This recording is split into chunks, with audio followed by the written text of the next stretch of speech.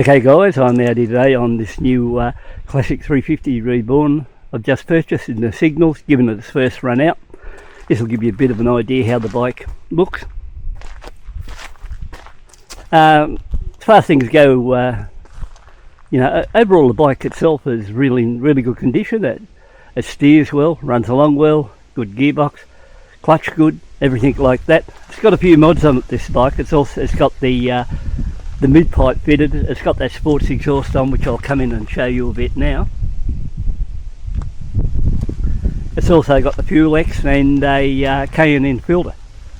As far as performance goes, I really think that I don't think at this stage it'd be that much quicker, if quicker at all, than the stock red chrome. That's the way I'd look at it that way.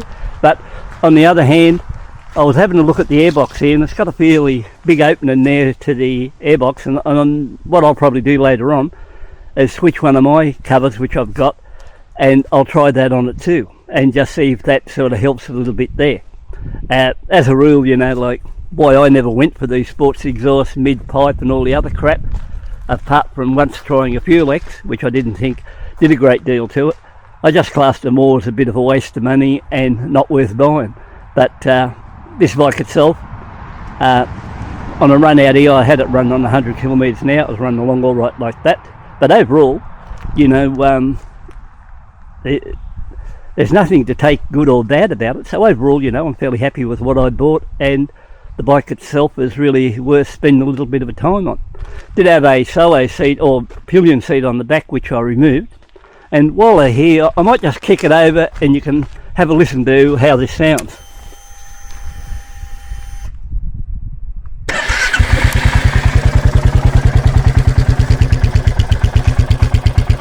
Yeah, so that's it idling away, and I might just give it a bit of a rev.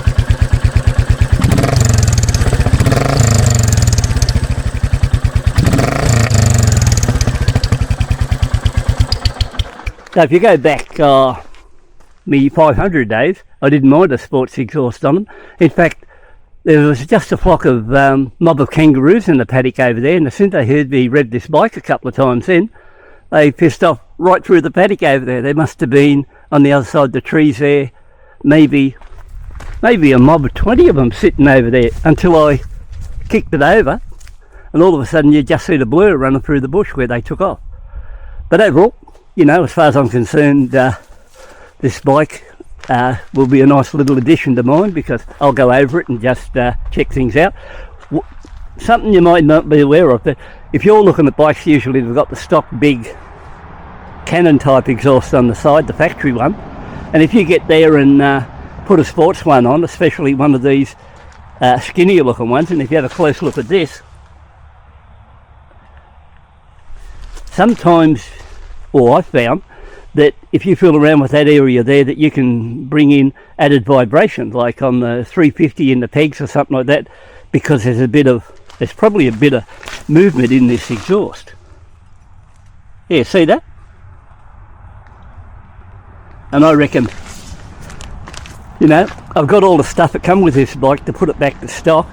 I don't know, I might even go back to the stock one, because I got nothing against the stock exhaust, and go from there. So we'll see what happens in that line. Very rarely you get a calf come along here, but today was the day. But that's how it goes in that line. Yeah, so overall, this one here, like on the way out, it sort of ran all right through the gears and that, no problems there. But I did sort of think to myself when I was riding it, I did feel a little bit flat in the performance, considering it's got the mid-range sports exhaust and the other stuff on it, and could go a little bit stronger. But don't worry, that's no concern to me, because what I'll do, I'll start switching things around and just see if there's any difference, because that way you get a better idea how this bike could go with those mods on it.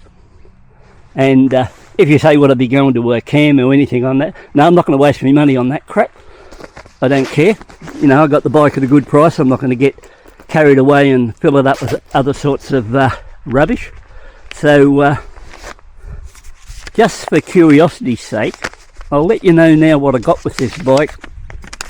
So once it, as it sits here now, it's got the sports exhaust, it's got the mid pipe, it's got the fuel X, the K&N filter, and it's also got the knuckle guards here on it, what he's put on it.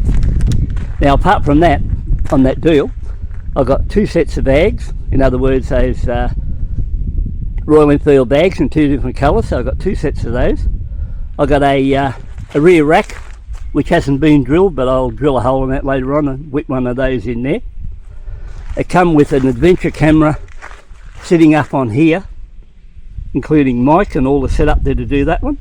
Plus, if you look in this part here, he even had it in there. He even had a turn by turn, like some sort of a GPS sort of a turn by turn thing. Anyway, also it come with that spare seat, all the original exhaust fittings and that to get it going there, battery tender, a full service kit, in other words 2 litres of oil, a filter, and you know, the gaskets and all that sort of stuff there. So you know, that's all right. And oh yeah, it came with a front disc brake lock, so you know, if you ever want to get out and lock your brake. I'd never use one of those, but you know, apart from that, you know, a huge amount of free stuff that come with this on the deal. And on pickup yesterday, I asked him how many inquiries he had on it, and he said 0, like nil. So you know, that's something to think about too. So it was just lucky I was hanging around at the time. Had a little bit of dirt road work this too, so it isn't a bike that's never seen a dirt road. It's seen them all right, and prior to bringing it out there, give it a wash this morning and a degrease down. But back here, you can see at the front, just in that section there, it'll need cleaning up a bit more. Strange, there was no sump guard fitted to this, because you can buy a sump guard for them pretty cheap. I may whip one of those on and a couple of other things. I might put me touring mirrors on it and a couple other things, but overall I think it's a pretty good day for me on this bike, and you know, I've got no complaints at all. And here's another car coming along, and that's a bit of a strange one there too. So, and I noticed they didn't stop when I went over the railway line either, straight over. So that's pretty bad. Even on places like this with straight rail, there's always a chance something goes wrong when you cross the line and party over for you. And I might put me, I might even put my touring seat on, that touring seat, black one, and see how that looks on. Single black seat, black ramp at the back. But overall, yeah, this is one bike down. All I've got now, I'm just waiting for me GB 350C Honda to come in. And so far, no word from the dealer yet. And I think that'll do the bikes. I've got enough here to play around with for a while. But I might kick this in the guts now, take it back home. This is just an update of overall, happy with the bike, runs well, got no dents or anything in it, which is really good. You know, front and rear guards, tank, everything's like perfect in that line. Bike kicked over easy, idles easy, runs well. But I just think it could be set up a little bit better or something with the air cleaner. I'd even like to go back and try a dead stock air filter in it and see how it goes that way, because I don't know, those K&Ns and the DNA, honestly I don't like them that much. You know, they might be when you put them right up and do cams and everything else too, but just with a straight through pipe and stuff like that, I think if anything I might put my next trip out I might just use my ordinary filter in it, the factory one. I've got that in the box with all the other stuff I was given, and just see how that goes, and see if there's much difference. I wouldn't be, honestly, I wouldn't be surprised if I put the ordinary air filter in, it performs better than what it does now. That's what I would think. But there's only one way to find out, swap it over and find out that way, and then come to the conclusion whether it was worth it or not. But going back to the old days when I had DNA filters in the interceptors and things like that, and then swap back to ordinary paper ones, sometimes I found that the old paper one worked better than the other crap. But that also depends on, providing you don't overfill the DNA or the K&M with oil. That's something you have to be a bit careful of. So I think that will end it up now, but I'll just do a full sweep of the bike and go over. But overall, for the money I paid for the lot, you know, I reckon that's a good deal. Now, you're probably all wondering, what did I pay for the bike? You know, it's always about that. Well, I got it for virtually pretty cheap, I reckon. It was, oh yeah, I might as well tell you, who cares? $5,000 right away with the lot. So $5,000 right away, take everything with it, party over. So I inherit this one to add to the ones I got at home, and the other guy can go on and buy the new bike, or the bike he's heading in that direction now. Both of us are fairly happy. This bike's even got something like about 11 months rego. The only real drawback is that slow one number plate, and when I do the transfer I'll decide then whether I want to pay $250 for that or whether I'll turf it or not, but at this stage I might as well have it out. But back here as a profile, the bike's really good. But you know, if you had to go into here and buy one of this one like brand new now, with all the accessories, I worked it out what I got. I tell you now, in Australian dollars, there'd be no change out of 10.5. 10,500 would swallow the lot what I got with everything like this.